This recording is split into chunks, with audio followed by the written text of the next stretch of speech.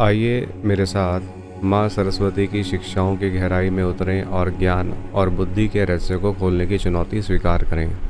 क्या आप जानते हैं कि माँ सरस्वती की आराधना आपकी बुद्धि और ज्ञान को अद्भुत रूप से बढ़ा सकती है।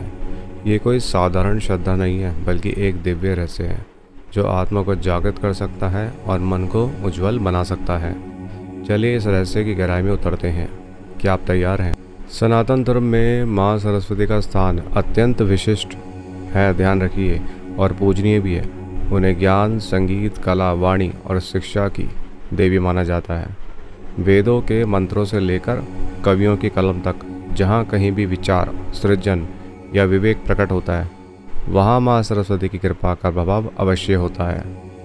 उनके चार हाथ ज्ञान के चार स्तंभों का प्रतिनिधित्व करते हैं। वेद यानी कि ज्ञान, वीणा संगीत, और अभय मुद्रा यानी कि निर्भयता, यानी कि कोई डर नहीं, और अक्षय पात्र यानी ज्ञान का अमृत। माना जाता है कि माँ सरस्वती की सच्चे मन से उपासना करने से जो व्यक्ति है उसमें बुद्धि जागती है, उसकी जो वाणी है उसमें मधुरता आती है, और उसके अंदर जो है आत्म ज्ञान जागता है। यही कारण है कि विद्यार्थी, लेखक, संगीतकार और जो साधक हैं सभी उनकी कृपा पाना चाहते हैं। अब सोचिए, अगर उनके आशीर्वाद से केवल पढ़ाई ही नहीं बल्कि जीवन के हर क्षेत्र में विवेक और रचनात्मकता का संचार होने लगे तो कैसा होगा? क्या जीवन में परिवर्तन नहीं आएगा? ज़रूर आएगा। ज्ञान प्राप्ति की राह सरल नहीं होती दोस्तों। हर साधक और विद्यार्थी को जीवन में कई प्रकार की मानसिक, भावनात्मक और आध्यात्मिक चुनौतियों का सामना करना पड़ता है। तो दोस्तों, एक तो कई लोगों का मन बहुत चंचल होता है, एकाग्रता की कमी होती है, वो अपना कंसंट्रेशन पढ़ाई में नहीं लगा पाते, हमेशा चिंता में रहते हैं। बड़े लोग भी ऐसे ही करते हैं, वो टेंशन में रहते हैं। स्मरण शक्ति की कमज़ोरी आजकल देखी गई है, यानी कि जो आपने पढ़ा हुआ है वो भूल जाते हैं। आपको याद नहीं रहता कि आपने क्या याद किया था। कोई चीज़ आपने कहाँ रखी है वो आप भूल जाते हैं कि आपने कहाँ रखी है। अपना हिसाब किताब भी आप भूल जाते हैं। आत्मविश्वास की कमी भी है लोगों में आजकल। स्वयं पर भरोसा नहीं होता लोगों को। कारण क्या है? ज्ञान की कमी, इसलिए ऐसा होता है। वाणी में प्रभाव की कमी भी होती है। अब देखिए, आजकल लोगों की जो वाणी है वो बदल गई है। लोग कई बार जो है, बल्कि ज़्यादातर जो है, गलत शब्दों का इस्तेमाल करना शुरू कर देते हैं। तो ज़रा सी बात पे हमें गलत शब्दों का इस्तेमाल नहीं करना चाहिए, अच्छे शब्दों का इस्तेमाल कीजिए। जिस तरह से आप भी इंसान हैं, आगे भी वाला भी, सामने वाला भी इंसान है, तो एक दूसरे दोस्ती करना सीखिए, उसमें फ़ायदा ही फ़ायदा है दोस्तों। और इसके बाद है निरंतर प्रेरणा की कमी करना, यानी कि आप जो है देखिए, साधना में जल्दी थक जाना, या आपका जो है इंटरेस्ट ख़त्म हो जाना साधना में, या आपकी पढ़ाई लिखाई में आपका इंटरेस्ट ख़त्म हो जाना, तो ये भी ठीक नहीं है। आपको अपना आपको एक तरह से मन में रखना चाहिए कि हाँ, मुझे ये चीज़ पूरी करनी है, मुझे अचीव करना है, जब भी तो तुम आगे बढ़ोगे। तो इसलिए दोस्तों, अपने आप को पक्का करें। तो मन की स्थिरता अपनी बढ़ाएं, अपने चित्त को शुद्ध करें, और जो वाणी है उसमें मधुरता लेकर आएँ, अपनी चेतना को जगाएं। अपने आप ही देखिए, आपको सरस्वती माता की कृपा वैसे मिल जाएगी। और अगर आप ये सब नहीं कर पा रहे हैं, फिर आप जो है माता का आशीर्वाद लीजिए, उनके मंदिर जाइए, वहाँ से जो है आप अपनी विश जो है बोलिए मंदिर में जाके, आपकी क्या विश है।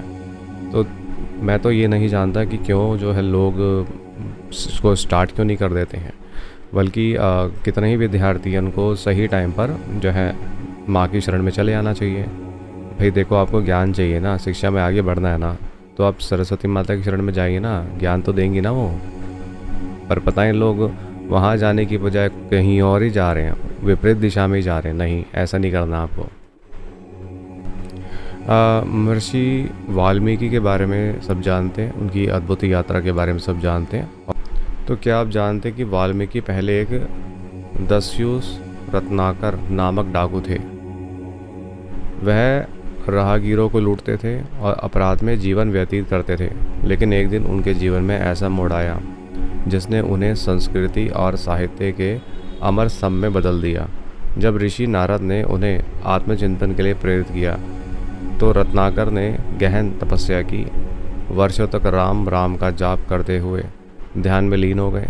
इस कठिन तपस्या से प्रसन्न होकर माँ सरस्वती ने उन्हें दिव्य वाणी और काव्य शक्ति का वरदान दिया।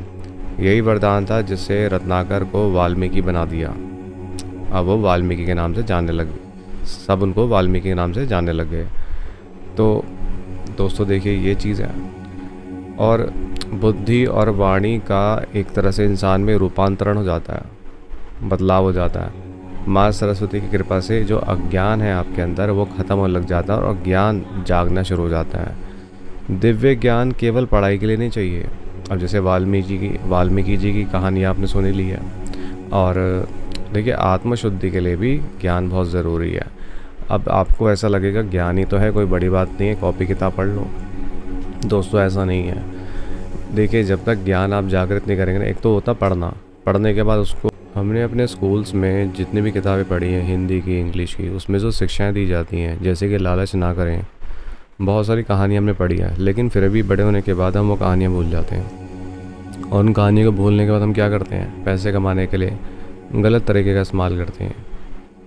तो दोस्तों पैसे के लालच हम करने लग जाते हैं, हम ये भूल जाते हैं जो हमने ज्ञान प्राप्त किया था वो किस लिए किया था छोटी क्लास में।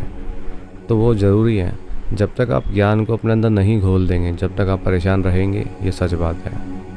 आपको लालच, अहंकार, कुछ ना कुछ चीज़ें परेशान करती रहेंगी। तो ज्ञान के अंदर अपने अंदर घोल दीजिए, अपने आप को प्यूरीफाई कर दीजिए, तब सब साफ़ हो जाएगा। और दोस्तों आपको पता चलेगा कि ज्ञान कितना ज़रूरी है। तो दोस्तों ऐसा नहीं है कि छोटी उम्र में आप इसको शुरू करें, किसी भी उम्र में जब देखिए जब हमें पता चलता है हम तब से ही शुरू कर दें। कहा जाता है ना, जब जागो तभी सवेरा। तो दोस्तों जब आपको लगता है कि हाँ मुझे अब स्टार्ट कर देना चाहिए, अब इस वक्त चाहे आप एक छोटे विद्यार्थी हैं, चाहे आपकी उम्र जो है 14, 13, 12 कितने भी साल की है, या अगर आप बड़े हैं उम्र में, जैसे कि आप 31 साल के हैं, 21 साल के हैं, 35 साल के हैं, 40 साल के, 50 के हैं, तो आप कभी भी इसकी शुरुआत कर सकते हैं और इसका फ़ायदा देख सकते हैं। और फिर फ़ायदा देखने के बाद कई बार इंसान ऐसा देखा गया है, जिनको अनुभव हुए हैं, वही कहते हैं काश हम पहले ही इसको शुरू कर देते, बचपन में ही शुरू कर देते। क्योंकि होता क्या है, जब इंसान को पहले ही बुद्धि मिल जाती है तो वो गलतियाँ कम करता है, और फिर जो ग्रह होते हैं उसका भी ज़्यादा फ़र्क नहीं पड़ता है। तो दोस्तों इसके लिए आप कोई सा भी मंत्र कर सकते हैं, इनका कोई सा भी मंत्र आप कर सकते हैं। मंत्र के अलावा या स्तोत्र कर सकते हैं, नहीं तो कोई पाठ कर सकते हैं, जैसा भी आपको ठीक लगे।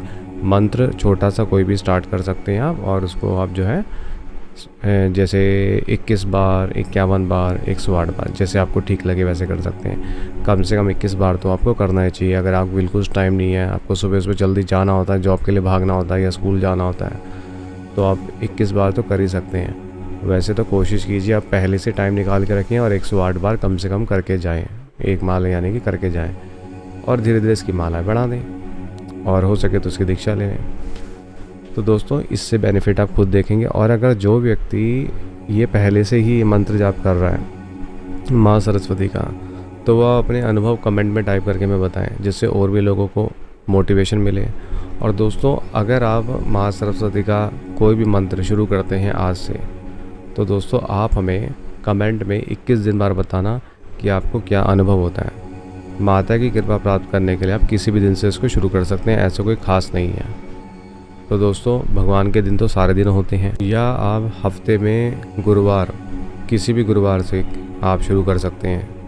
अब दोस्तों फॉर एग्ज़ाम्पल मान लीजिए अगर आप म्यूज़िक इंडस्ट्री में हैं और आप गाने कंपोज करते हैं, आप ये वीडियो सुन रहे हैं, तो आपको ये करना चाहिए। अगर आप एक विद्यार्थी हैं तो ज़रूर करना चाहिए। अगर आप एक टीचर हैं, दूसरों को पढ़ाते हैं, तब भी करना चाहिए। अगर आप डॉक्टर हैं तब भी करना चाहिए। इंजीनियर हैं, या आप कोई डांसर हैं, तब भी करना चाहिए। यानी कि आप किसी भी फील्ड में आपको ये करना चाहिए, क्योंकि देखो ज्ञान नहीं मिलेगा तो गलती तो करोगे ना आप। ज्ञान तो ज़रूरी है। ऐसी जानकारी प्राप्त करने के लिए आप हमारे चैनल वो आनंद को सब्सक्राइब, शेयर और लाइक कीजिएगा। बहुत बहुत धन्यवाद। भगवान सबका भला करे।